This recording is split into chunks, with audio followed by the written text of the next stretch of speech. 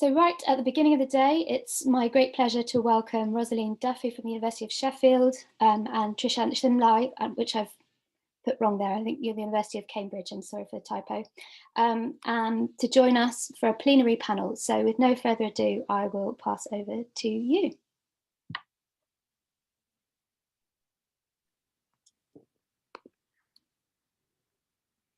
Thank you, Naomi. That was a really great introduction. And it's really lovely for me to be able to chair this session with Trishant.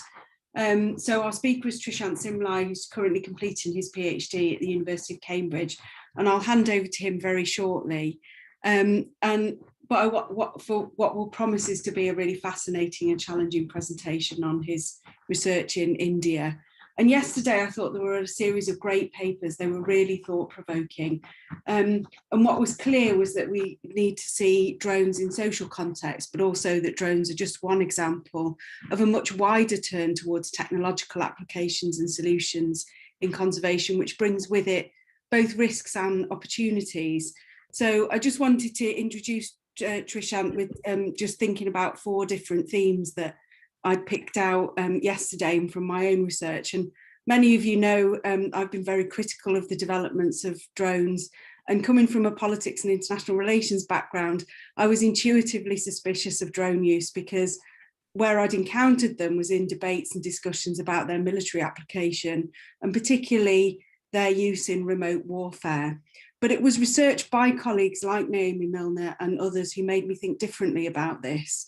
And they brought attention to the ways that drones could be used by marginalised groups to establish land rights, indicate how their existing activities lead to conservation outcomes, and to expose encroachments on their land or illegal extraction of resources. So it's really great to see all of this brought together in one workshop. So drawing on that, the 4 themes that I'd kind of thought that were important to pick out are the sort of historical context of drone use and of technology and conservation, the political ecology of security, of techno optimism, and finally of the sort of issues around political economy and a kind of follow the money approach of thinking. So it's important to say that there is a historical context, that conservation has used technology and technological applications for a really long time, from radio collaring animals to mapping out areas for national parks. And thinking about a sort of political ecology of security, there's a shift to security approaches which have facilitated the entry of security sector actors into conservation, which bring them not just technological applications, but ways of thinking and ways of doing, so military kinds of thinking and security approaches. And I think that's really most clear in partnering between conservation organisations with national militaries, private military companies, and UN peacekeeping forces. And I've written about this in different ways as war by conservation or militarisation of conservation, but I think that only really captures one narrow part of the ways that conservation might be changing. And more recently, I've been working on this kind of wider idea of a political ecology of security, which is also draws on work around green militarisation, green wars, and green securitisation. And a kind of a third theme that came through very strongly yesterday was techno optimism and the challenges that produces. These kinds of shifts reflect this kind of broader faith in technological solutions to solve environmental problems. And over several decades, techno optimists and eco-modernists have argued that human ingenuity and embracing technology will allow us to avoid the destructive effects of anthropogenic environmental change. And finally, but that kind of hides the hidden social and environmental costs of reliance on these new kinds of technology. So, for example, how the minerals are extracted to make these technologies. And finally, the sort of political economy or follow the money. I think it's really important to think about the shift towards technological solutions, who benefits financially and who is empowered by the entry of technology into conservation. So, and by contrast, who or what is disadvantaged or disempowered. So the sort of faith in technology provides more opportunities for the private sector to move into conservation practice and to profit from it, both in financial and reputational terms. But this builds on a much earlier neoliberal phase of conservation, which involved a turn towards a faith in market-based approaches and partnering with corporations or philanthropists. And I think this is really apparent in the involvement of philanthropists from the tech sector in conservation. So for the rest of today, and certainly while Trishant's talking, I'll continue to ponder on these themes. And I just have the great pleasure now of handing over to Trishan Simli, who'll talk about his research on surveillance and technology on conservation in India. Over to you, Trishant. Thank you, Rosaleen, for the introductions, and thank you, Naomi, Ben, and Monica for inviting me to give this plenary talk in this workshop. I must admit it is quite intimidating to give a plenary amongst such an excellent group of people and panelists who've been doing such inspirational and great novel work in this area for a while. So I'll just get straight into it. So my talk is based on 14 months of ethnographic fieldwork. It was part of my PhD based at the Department of Geography at the University of Cambridge here, under the supervision of Chris Sandbrook, who spoke yesterday. My focus of my talk will be on the use of drones in India, but I will also talk about the social and political impacts of other conservation technologies, such as camera traps and long-range thermal cameras that are increasingly being used across different protected areas in India.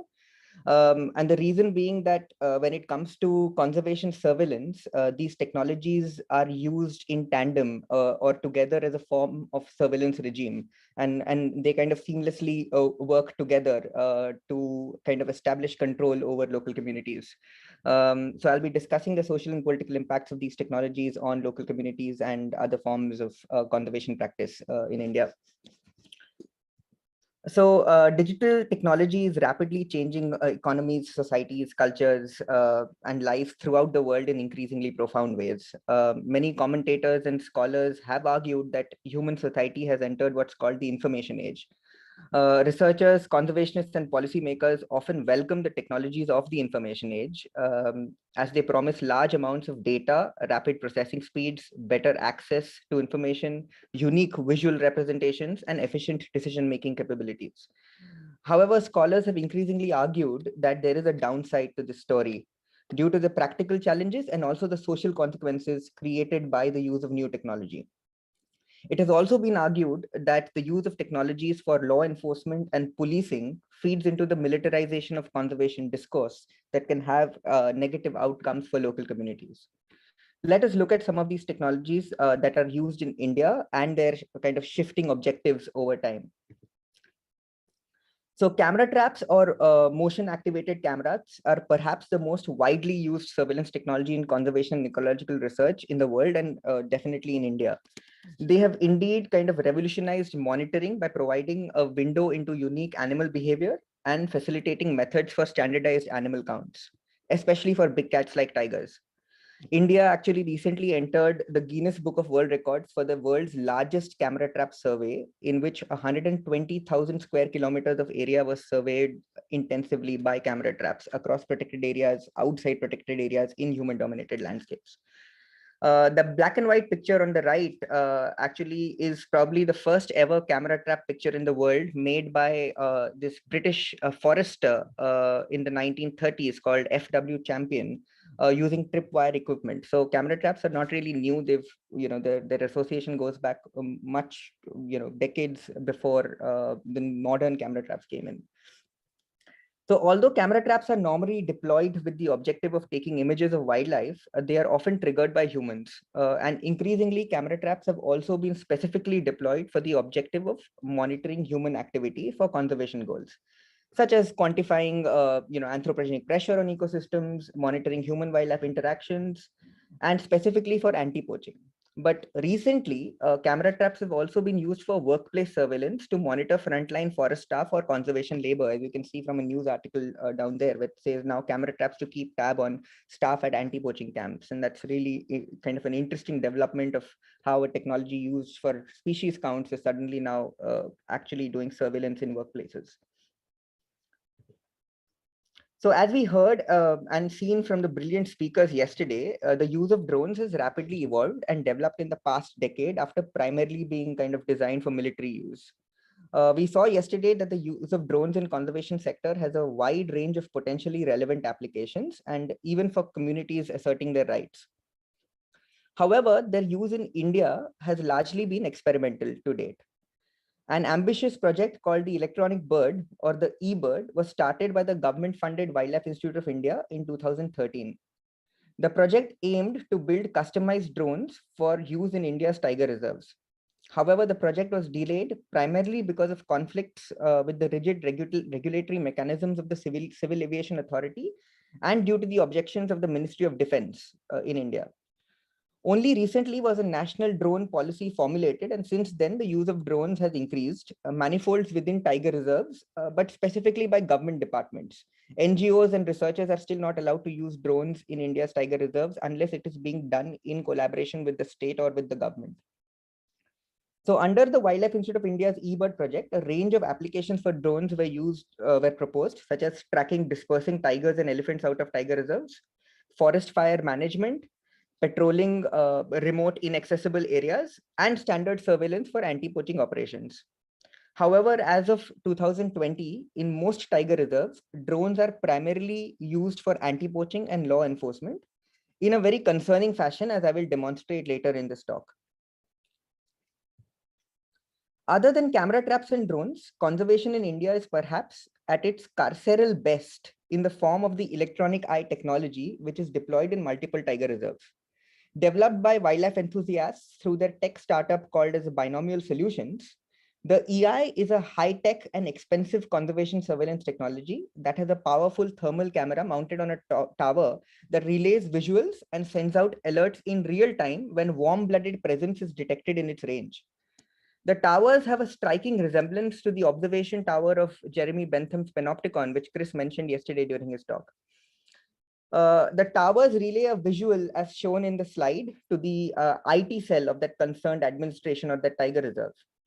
The EI technology at its conception was actually a product of an international wildlife crime tech challenge competition that was initiated by the USAID, the National Geographic, Smithsonian Foundation, and Traffic International.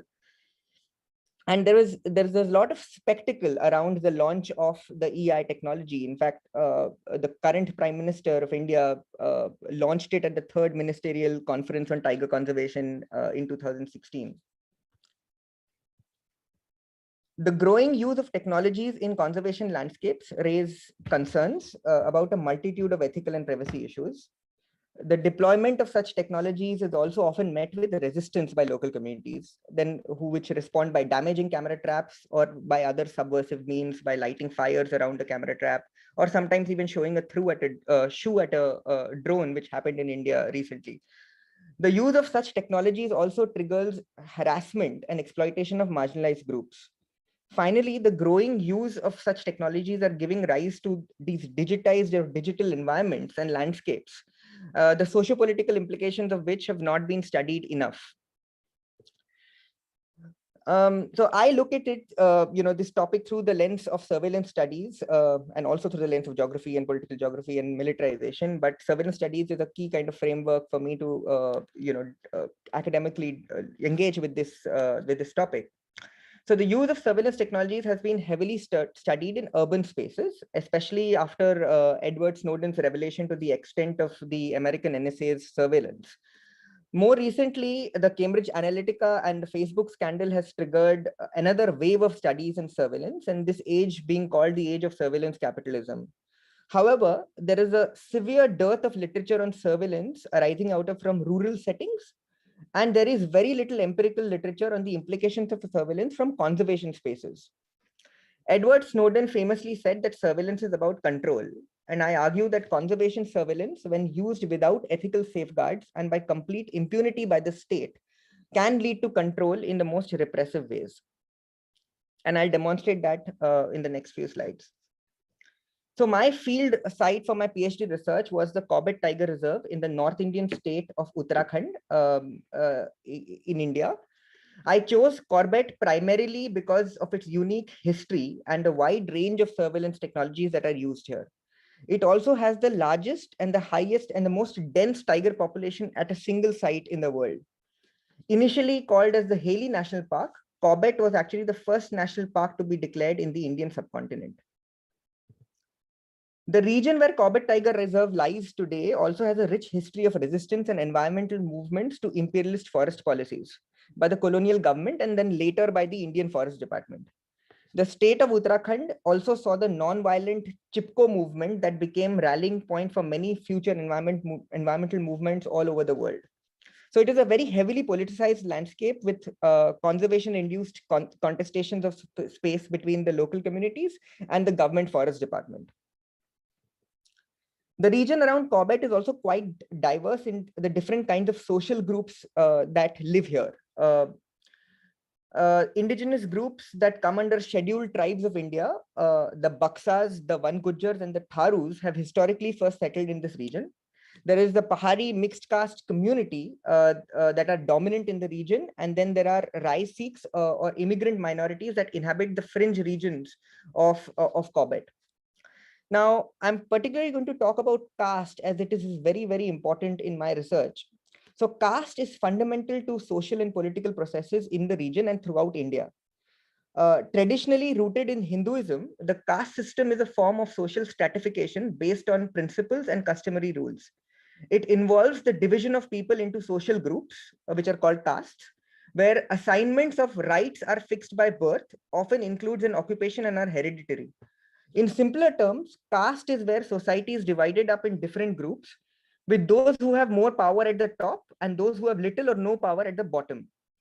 You inherit your caste and it cannot be changed. Even worse are for those who are deemed to be so inferior that they're out of the system altogether. And previously they were known as outcasts or untouchables. And in colloquial language in India, this caste is called as the Dalit caste. So what I did was I used ethnographic methods to conduct semi-structured and informal active interviews, participant observations and focus group discussions with local residents in 8 villages in and around the Corbett Tiger Reserve. Out of these 8, 3 villages were forest villages. 1 was an encroached site and 4 were revenue villages. Now this matters because surveillance is experienced in different ways according to the administrative status and the social composition of the villages. Revenue villages, for example, around Corbett Tiger Reserve are dominated by upper caste Hindus, while forest villages have 100% population of lower caste or scheduled tribe groups. So my research shows that surveillance technologies like camera traps have a disproportionate impact on women. One of the reasons for this is that it is the women of the house that goes to collect firewood and grass in the forest for their daily livelihood needs. Every morning, groups of young and old women would go from villages into the forest to collect grass and firewood. During my observations, it also became clear that this traditional practice was not just to collect resources, but also acted as an opportunity for social interaction between women. In a deeply patriarchal society, the forest was the only space for freedom where women would discuss village gossip and personal household stories. This space is often invaded by deployed camera traps, altering the behavior of women. Women traditionally sing folk songs loudly while collecting forest resources. And during my observations, whenever camera traps were around, women would actively resist singing. This has consequences as the primary reason for singing is to keep large wildlife like tigers and elephants away.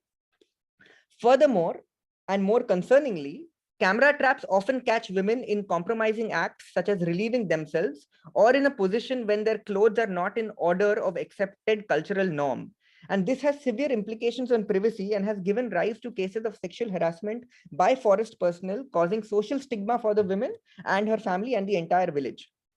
So if I read out some of the quotes on this slide, there's this conversation between 2 women where one woman says, "The other day he hit me," and the second woman says, "Quiet, there's a camera tap attached here," and the conversation just ends. She's basically talking about her husband, and that the conversation just couldn't get forward. There's one woman who's telling me that we normally sing Kumaoni songs or talk loudly while collecting grass in the forest to keep away elephants and tigers. When we see these cameras, we remain quiet. You never know who's listening. So there's a lot of distrust or mistrust with what that device actually does. And then more concerningly, and there was this huge uproar after this one incident that happened when I was in field.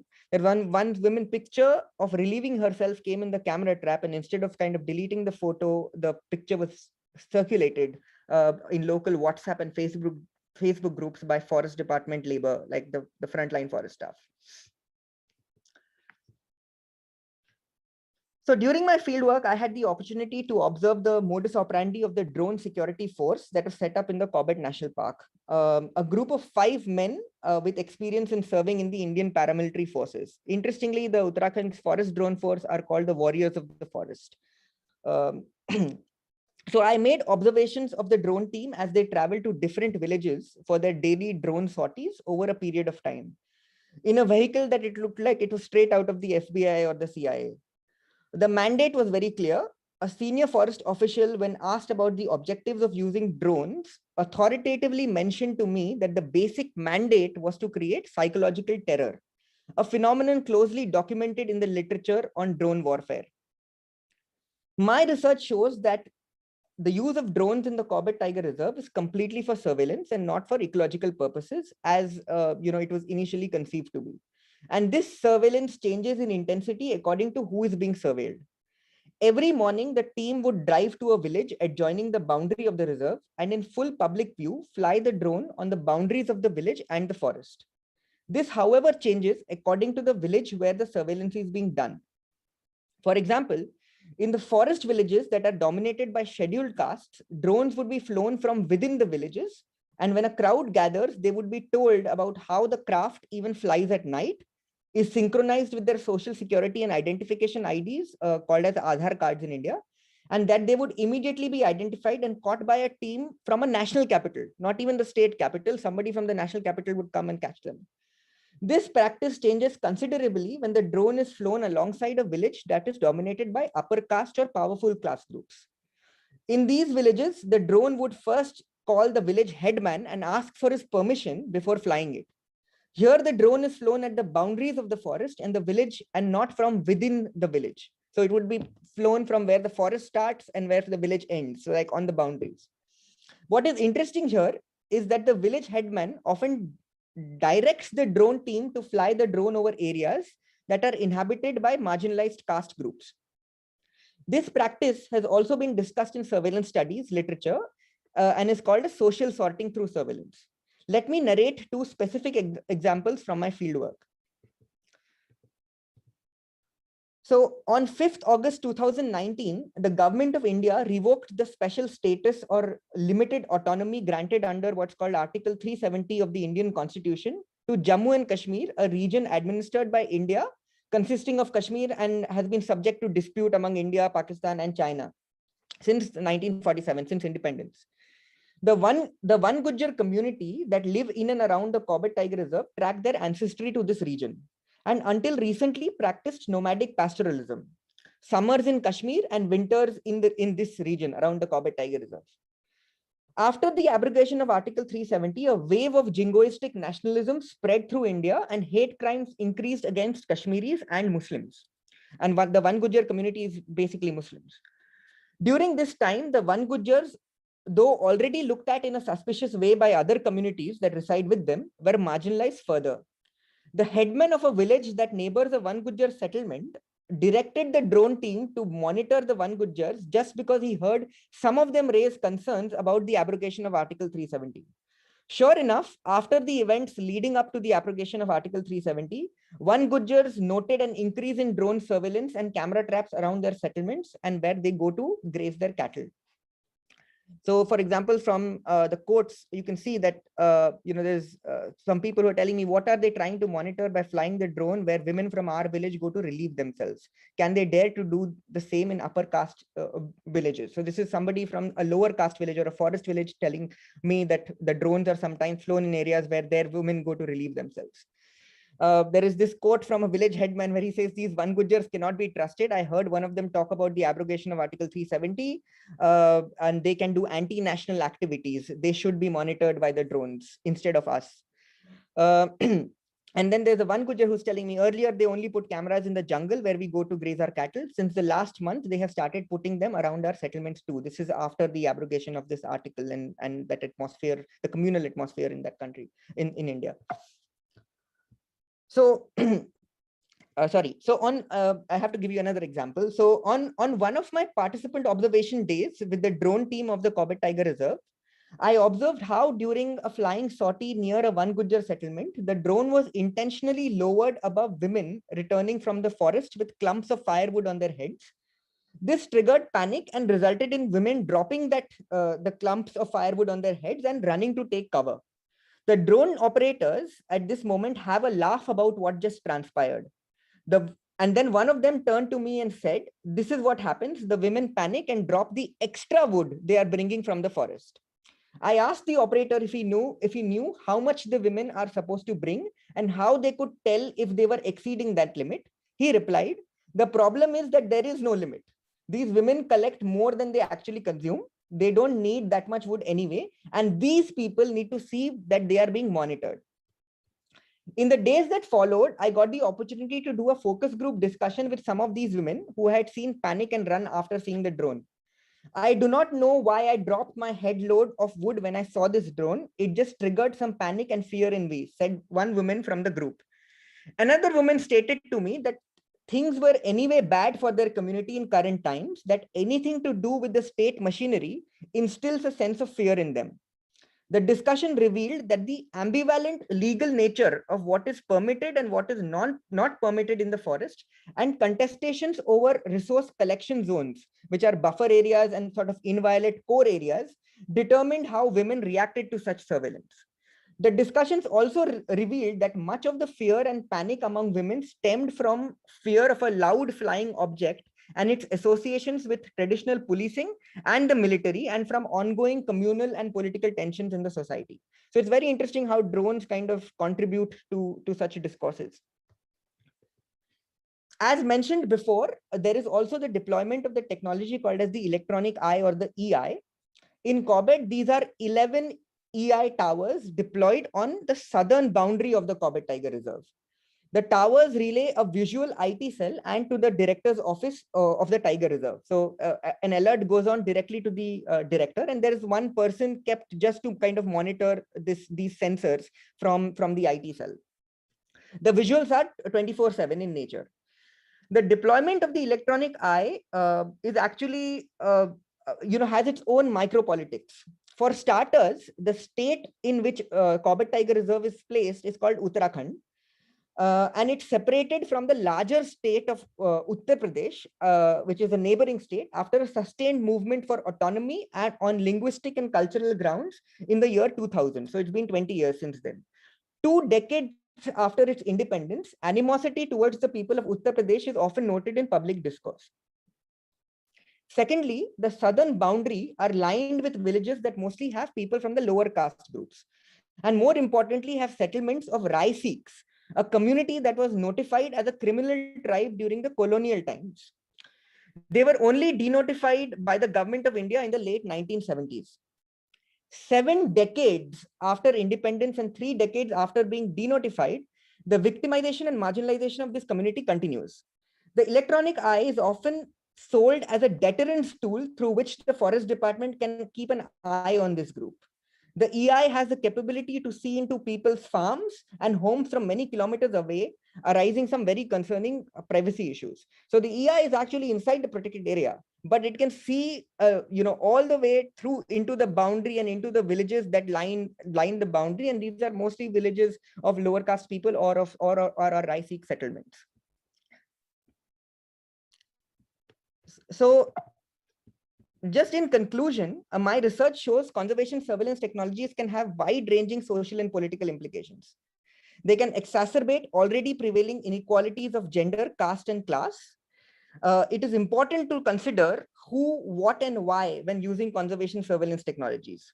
Where do we as researchers and scientists draw the line? Where do we take a stand and say this is an unacceptable thing? Sadly, the state has too much power and overwhelmingly dictates what is to be done, even when non-state actors are involved in using surveillance technologies. As I show from the case of Corbett, These technologies can be used by the state as a tool of repression to create psychological terror and these spectacles of fear that can have serious consequences for marginalized groups. I'm happy to take questions now. And thank you for listening, everyone. Thanks so much, Trishant. That was really fascinating and also disturbing as well, and a really important set of examples there about how drones enter into a political, social context. So we do have some questions. I've got some in the chat box here, which I'll read out to you one by one, then you can respond. From Nicola, we have an excellent example of technology's influence on culture and everydayness, but a question about your methodological approach. Why do you refer to it as ethnography if you could frame it clearly within technography discussions? Right. Thanks, Nicholas, for that question. Ethnography is, basically what I did is called ethnography. I spent over 14 months and placed myself in that landscape as a participant, as somebody who would daily take part in these drone sorties that the state would do, go with women while they were collecting forest produce, and have these active conversations with local people around surveillance and other conservation conflicts in that region. So in anthropology and geography, this methodology is called ethnography, so which is also made up of a lot of other forms of investigation. So semi-structured interviews, informal interviews, focus group discussions in tandem. I could say that it was a place-based ethnography where I placed myself in this landscape. I embedded myself in this landscape for over 14 months in a long term, in a stretched, continuous kind of setup. If that makes sense, if I answered the question. Thank you, Trishant. So now we have a question from Muriel, our well-known and well-engaged participant in the workshop. Are drones introduced here explicitly to surveil people, or are they meant to be there for monitoring? So is surveillance an accidental contingent possibility, or is it designed into the conservation practice itself? That's a very good question. So initially, when drones were being purchased or were being given to the forest department by some NGOs, the idea that was sold was that they would be used for forest fire management and for tracking tigers or elephants that are dispersing out of these protected areas. But they found out later that the drones that they were using, they were basically DJI Mavic Pro Plus or DJI Mavic Pro drones. They did not have the capability or the capacity to do these things. And also that the state realized, or the government realized, that the NGOs had too much control. And this is what is happening in India very rapidly, that first it is the NGOs and researchers and scientists that kind of introduce these technologies, not just drones, but also camera traps. And now there's some experimentations with acoustic sensors as well. That researchers, kind of introduce these technologies to the government, and then the government takes complete control and then uses the way they want to use it without any kind of interference with the NGO or with an academic institute. So in the case of Corbett, it was first introduced for forest fire, and then it very quickly became a tool to kind of just surveil, these areas. So it is used as a tool for anti-poaching and law enforcement monitoring. That is what it is used for. Okay, so we have a question from Seth now, which is, do you have data about the appropriate use of tech, or is this abuse of its capability the norm? So in Corbett, it is, I could very clearly see that it was a case of abuse of this technology, but in other forms, in other areas of India, I have also worked with tech. Like my initial career in wildlife conservation was camera trapping of tigers and leopards. And over that period, I remember working very closely with local communities in human-dominated landscapes. So we would often get our camera traps stolen or destroyed by local communities. And when we, first decided to speak to them, we found that there are a multitude of factors that are in play. Some women who don't like to get photographed, some men who don't like to get photographed,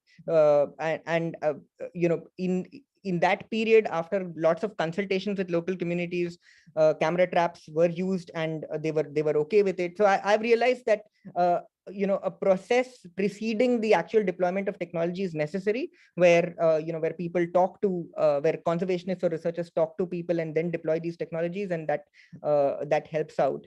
But in my experience in India, though, as we saw yesterday in Jaime's and Nicholas's talk of counter mapping, these things are not existing in India at the moment. But there is talk of kind of introducing drones for counter mapping, though it has not happened yet, because the state controls the airspace in all these areas, and they are very, very rigid about giving drones to local people, especially in areas where there's a tiger reserve or a wildlife sanctuary around. Okay, thanks. So we have another question from Law.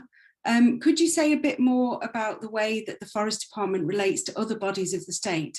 Why does the Forest Department feel that they have a mandate to surveil and control specific communities? That's a very good question, Laura. So the Forest Department, I mean, the answer to that question, you have to go back in history. So the Forest Department was I would call it the Imperial Forest Department, was the British construct or a British concept, which was introduced as a policing body.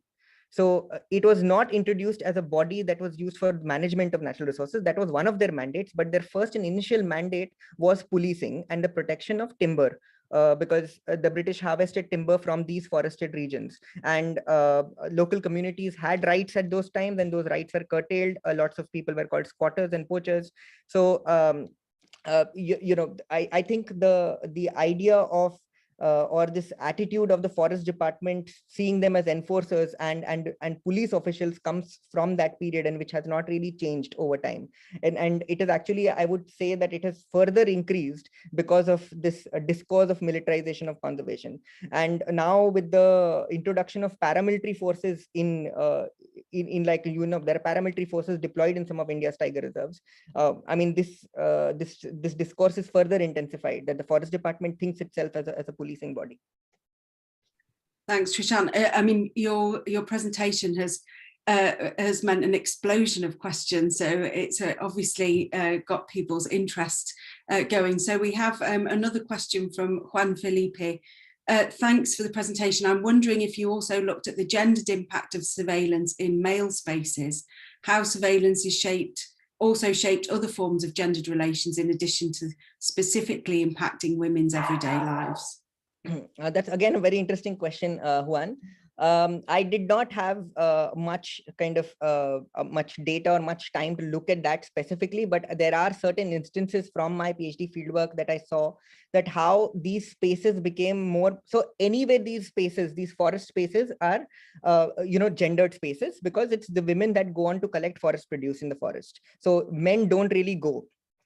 And that actually is a problem in the social composition of Pahadi society. Or Pahadi is the area that this where I did my study, and with men, especially from upper caste villages, have a problem of women going into the forest daily. And as I said before in my presentation, that the women are going to the forest not just for the collection of forest produce, but also to kind of share household stories. It is that space of freedom and liberation for them. And I noticed that in many villages, men were very happy that there were camera traps in the forest, because now women were going less or coming back sooner. So, this was like an extension of patriarchy that the camera traps were kind of extending into the forest. So I saw that the space was being masculinized, and camera traps were helping in doing that. So that is what I observed. But yeah, I couldn't really follow men around because they don't really go into the forest. They don't experience surveillance the same ways that women do. That's really interesting, actually, the sort of gender differences there. So we have another question that's from Monica Jimenez. So do you think that drones technology could be reproducing forms of racializations against tribes through the discourse of conservation? So I think it will be too early for me to say that. But as I said, I mean, because Corbett is just one example. I haven't done any other work in other tiger reserves, but I'm thinking that this would be the same in other tiger reserves as well. In this case, drones were being used specifically to kind of, I mean, in its most repressive ways, it was specifically being used to monitor or surveil the One Gujar community and other scheduled tribes. So it is not just drones, but also camera traps and this electronic eye technology, because I mean, I heard it throughout, whenever interviewing senior forest officials or forest department staff, that who are they surveilling, and it would always often be either the Baksas, which are the scheduled tribe group, or the One Gujars. And they would say that, oh, we are surveilling the poachers, or we are surveilling the smugglers. But when you would ask about who these smugglers and who these poachers are, they would always often be people from these communities that harbor this region. So I mean, I don't really have a straight answer to that. Do you think if drone technologies could be reproducing forms of racializations against tribes? It is possible, and I think in Corbett it is doing so. Okay, thanks. We've got a lot of questions coming in, so I'll maybe do a couple at a time if that's all right with you. So the first one is, are there any restrictions on civilians using drones in these areas, or in general? Is the use of this tech concentrated to just a few groups? So that's one question. And the second one is, I understand the regulations in India around drones could preclude community use, but do you see any possible pathways to counter the militarized, securitized conservation in this place? The problems you describe seem to follow from an ongoing embrace of fortress conservation, in contrast with many parts of Latin America. Is there any conversation around community inclusion and participation co-management? Right. For the first question, Ben, I think there are severe restrictions on civilians using drones in protected areas. Civilians just can't use drones in protected areas. Recently, in my field site in Corbett, somebody I know tried using it and was prosecuted by the state, by the forest department. So even when NGOs want to use these drones, they have to first take permission, not just from the state level authority, but from the central authority, because this is a tiger reserve and also a world famous tiger reserve. So Corbett is India's first national park. It is, I mean, it is heavily securitized when it comes to the tiger, and there's a lot of tourism as well in this area. So the airspace is constantly monitored by the forest department and just basically by rangers who are continuously patrolling. So it's just a complete no-no when civilians just can't use drones in the area. The next question was, I think, Laura's. Yeah. So this is a very interesting question. And, in India, there's actually a landmark legislation that was passed in 2006 called as the Forest Rights Act. What the act does is basically it aims to give rights back to scheduled tribes who live in forest villages. So as I said in my talk, forest villages, there are scheduled tribes that live on this land and do not have any rights to go collect forest produce. But the act gives these rights back to them. So there is an increased kind of push by civilian activists and different NGOs that work with scheduled tribes to implement the Forest Rights Act, and for which the community needs to map out their own areas. At the moment, all this mapping is still done using satellite imagery or GPS, just going around and doing it on a topo sheet.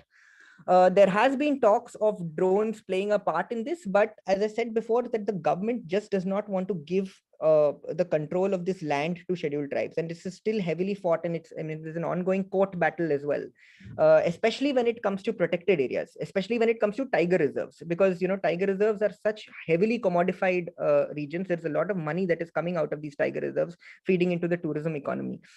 So as of now, there is no, at least in my knowledge, there is no counter mapping as such that happens in this part of India. There is, if you go into the northeast part of India, which is a different kind of region, the state has less authority there. There are lots of community conserved areas, but still drones are not being used anywhere. It's either GPS or satellite imagery only. But I think there is a very big, that is an area that needs to be studied. And I myself am hoping to do some kind of work in that region where I use drones with forest communities to map out community forest rights. So yeah, I guess I'll stay in touch how that goes, and if I hopefully don't land in jail for that.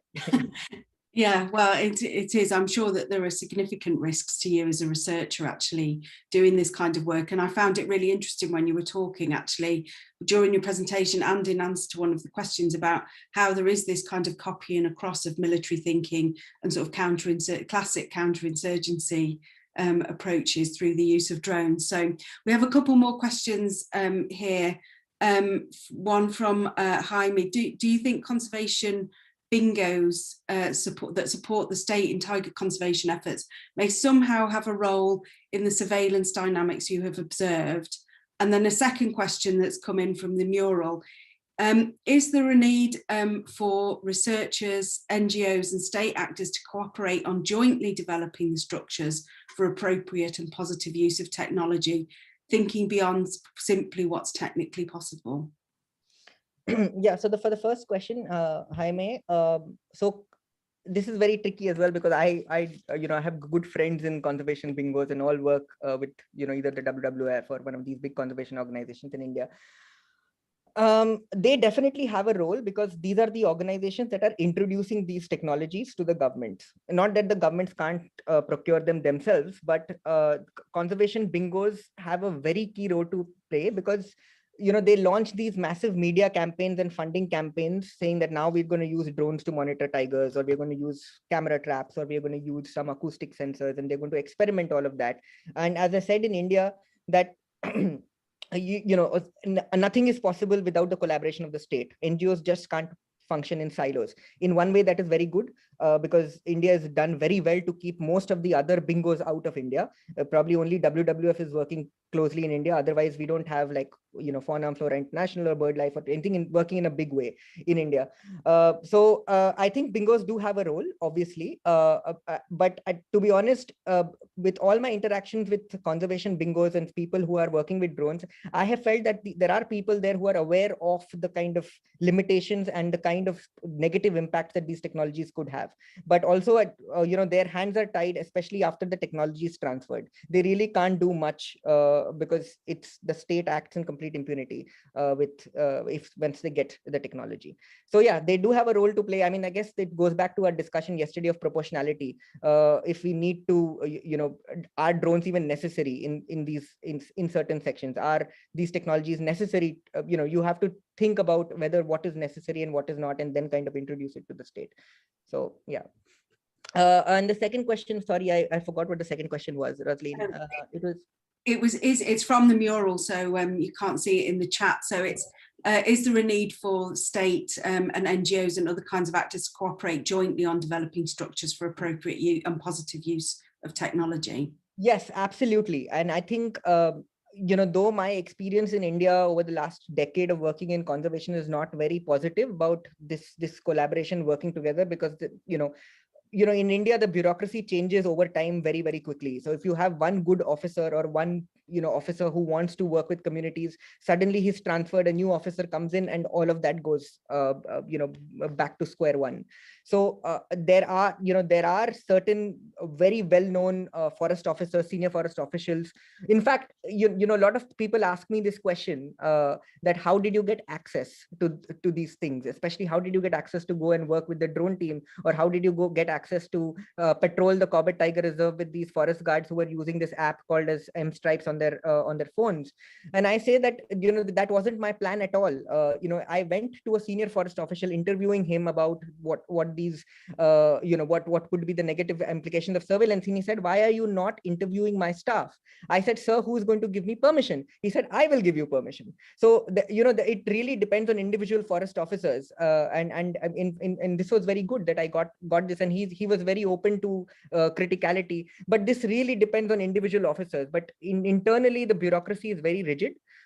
It takes, it'll take lots of time for that to change within India. But yes, there should be increased push by conservation NGOs, by research institutions and academic institutions to engage with the forest department on the kind of the principles and ethics and safeguards of these technologies, because even the forest department loses camera traps, right? They get burnt, they get damaged. So that could be a crucial entry point. Okay, great, thank you. So we've got a question now from Naomi Milner. Based on your it's a question for both me and you, but I'll let you I'll let you answer, Trishan. Based on your studies of green securitization so far and your observations of the way conservation is changing, what might you speculate is driving the trend towards surveillance and control within conservation today? Is it embedded in the long colonial histories of conservation? Is it to do with specific states and historical conflicts? Or is it something new about conservation that's changing today? What do you think? Rosaleen, are you answering that? Or I mean, that's I'll let you go first, and then I'll just say something very brief. Okay.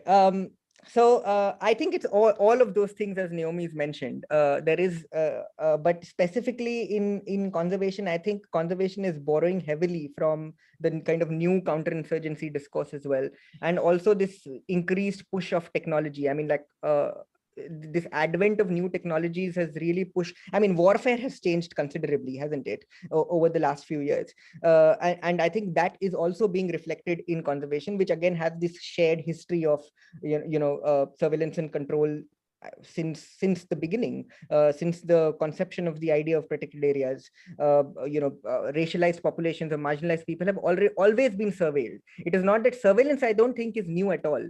It is, I think, this control with technology is kind of exacerbating that surveillance, and also exacerbating, as I said in my talk, the inequalities that already perpetuate in society.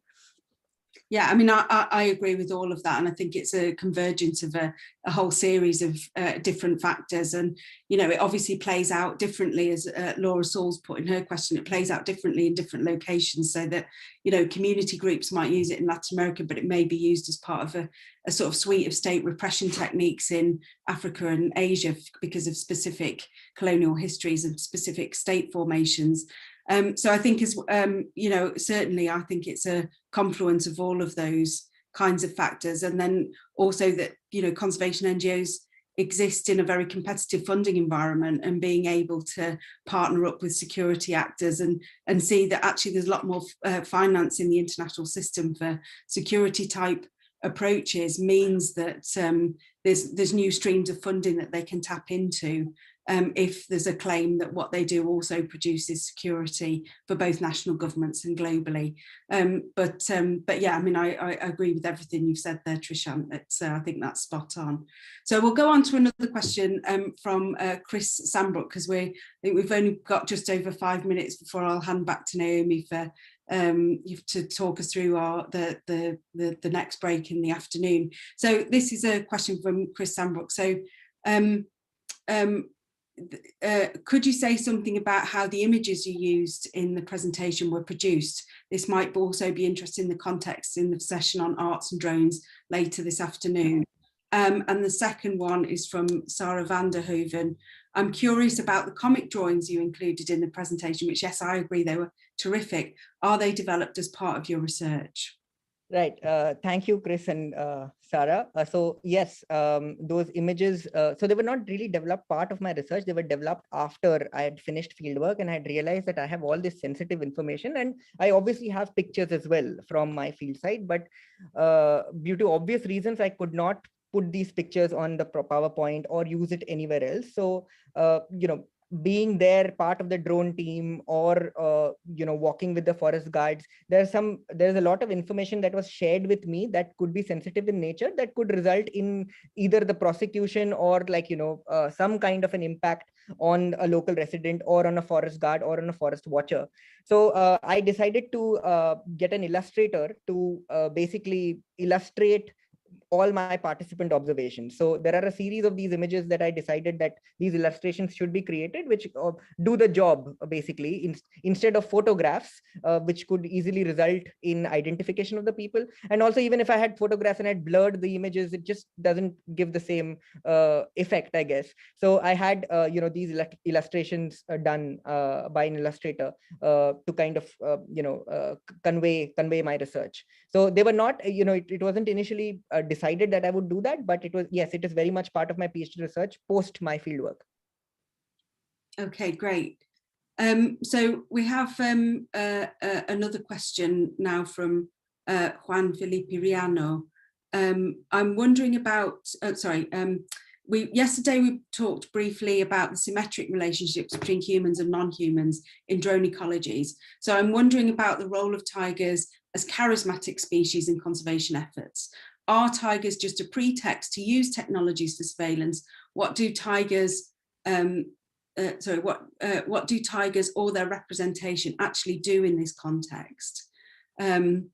So yeah, we go ahead and answer that one, and I'll look through for some final questions. Yeah, that's a very good question, Juan. So tigers don't really do anything in this context. Tigers are just that, as you said, that's that charismatic species that get all of this media attention. So another thing I guess I didn't really talk in my talk was about when these technologies are used, there is a huge media spectacle as well. So especially anything that happens in a tiger reserve, whether a tiger dies or a human dies or an elephant dies, you would see a prime time debate on an Indian news channel, especially if it is in a national park like a Corbett or a Kaziranga or Kanha, one of these big tiger reserves. So the use of drones when it was first conceived, there was a lot of media spectacle created around it, that now drones will be monitoring the tigers, though really you cannot monitor tigers by drones because they live under canopy, and these drones don't have thermal cameras attached to them. They're just DJI Mavic drones. So tigers don't really do anything in this context, and tigers are just in this case are a pretext to use these technologies for surveillance. And more than surveillance, I think that it is this media spectacle that the forest department loves. In fact, this is actually part of the forest department machinery, part of their propaganda. Whenever, like for example, when the EI or those towers, the electronic eye, the idea was conceived, all local newspapers, all national newspapers, TV channels showed that what these technologies would be doing. And many forest officers say that this is necessary because then this acts as a deterrence. Now the people know that they cannot enter forest spaces. But I have noticed that also doesn't work. People just will still enter forest spaces if they have to anyway. Okay, that's great. Thank you. I'll just see whether any last questions have come through. One last question, I think, from Monica Jimenez, and then I think we'll close it out. We're observing increasing interchanges or interactions between conservation practices and national armies through security strategies, drones among them, something that could relay on previous histories of control. However, how the intensification of these interactions through these surveillance technologies could be creating something new and changing the conservation ethos. So I guess it's, is this changing the nature of conservation? I think my answer to that, I'll let you go ahead, Trishant. It's a complex question. I wouldn't disagree that it is that it is changing conservation. I think it is changing the conservation ethos. But also at the same time, I feel that especially when it comes to conservation in India, it is a field of extreme paradoxes. You have this example on one end, and then you also have some very good examples where the state is working very closely with communities for forest rights and for and also communities kind of actively resisting the militarization, and in fact conservation NGOs and researchers resisting militarization. So I think that is very context specific, but overall, especially with the kind of intensifications of surveillance technologies around the world, when it comes to protected areas, shoot at sight policies in some protected areas in Africa, it definitely is changing the conservation ethos over time. But also at the same time, it makes me wonder, was conservation ethos any different before? The conservation ethos itself has such a violent history of dispossession and displacement. So I'm still kind of ambivalent to that. So I guess Rosaleen would be a better person to answer this question. No, I don't think so. I completely agree. I think it is context specific. Myself, I have concerns that this is changing the nature of conservation and moving it forward into a new kind of security oriented era. as its kind of latest fashion, but it does build on those previous stages, as you say, of kind of fortress conservation, but also partnering through market-based approaches and through kind of neoliberal approaches to conservation as well. And it's just to say, you know, you've got some brilliant feedback in the comments boxes about your about the comic illustrations. I think those were really, really terrific. And you've given us so much to think about, and I think you've really set up the discussions that we'll have this afternoon really, really well, and given us a really rich and interesting analysis of your work in India as well. And I'd just like to say a thank you to Laura O'Brien, who was doing the moving the questions on from the mural onto the chat for me as well. So thanks very much. So I'll hand over maybe to Naomi, who may be talking us through what happens next. But thanks ever so much, Trishant. And I wish we could all give you a really big sort of noisy round of applause now, but I guess we'll all do that virtually from behind our computers. Sure. Thank you, Rosaleen, and thank you, Naomi. Wonderful. Thank you so much for that great talk. I really enjoyed it, really stimulating. And as Rosaleen said, you can see from the comments and all the discussion how engaged everybody was, both by the discussion and by the amazing cartoons and the concept behind that. And thank you, Rosaleen, so much for chairing that session as well.